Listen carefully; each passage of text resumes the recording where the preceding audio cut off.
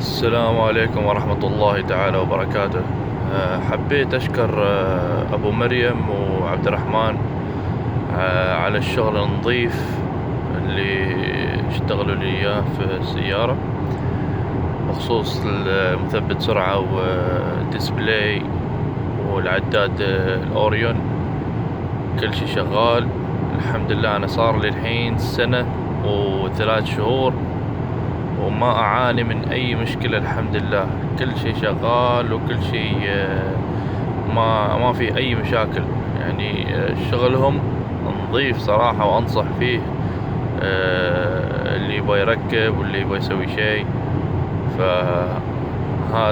هذه نصيحتي وهذه تجربتي، يعني حبيت اني اصورها لكم.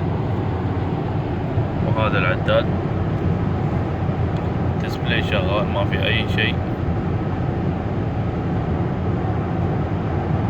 اوريدي انا مثبت سرعة الحين على 140 لو تشوفون، رغم ان السيارة GL رقم 3 كامري 2007، والحمد لله ما في اي مشاكل. حبيت اشكرهم وكل الشكر والتقدير لابو مريم وعبد الرحمن، وتحياتي.